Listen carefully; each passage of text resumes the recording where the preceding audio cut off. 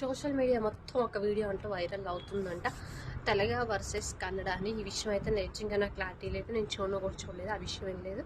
So దానిపైన clarity ఏంటి, మీరేమనుకుంటున్నారు, నిజంగానే అక్కడ ఏం జరిగింది, ఏమైనా క్లారిటీ తెలిస్తే మెసేజ్ చేయండి. సో కన్నడ వర్సెస్ తెలగ అనేది జరుగుతుందంట. ఏదో ఒక మీటింగ్లో, తెలగ వాళ్ళ మీటింగ్లో, అదే ఏదో ఒక పెద్ద మనిషి ఎవరో కళ్యాణ్ గెలిస్తే ఇలా సంథింగ్ ఓట్లేండి, మన తెలుగు వాళ్ళు గెలిపించండి అన్నట్లు అన్నారంట.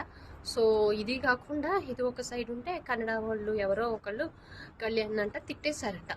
సో తెలియదు మరి అది ఎంతవరకు కరెక్ట్ ఏంటి అనేది. సో వాళ్ళు వీళ్ళు వాళ్ళ మీద ఇలా అనుకొని మధ్యలో క్యాస్ట్ని లాక్కొచ్చి లేకపోతే ఫ్యామిలీని లాక్కొచ్చి ఇలా చేయడం అనేది కరెక్ట్ కాదు. మనకి జెన్యున్గా ఎవరైనా నచ్చితే వాళ్ళకి సపోర్ట్ చేయండి, వాళ్ళని ఓట్లు వేయమండి. అంతేగాని మన క్యాస్ట్ రా ఓట్లేండి మనం గెలిపించాలిరా ఇవన్నీ క్యాస్ట్లను అయితే తీసుకురావద్దు, ముఖ్యంగా ఫ్యామిలీస్ కూడా తీసుకురావద్దు అని నా ఇంటెన్షన్.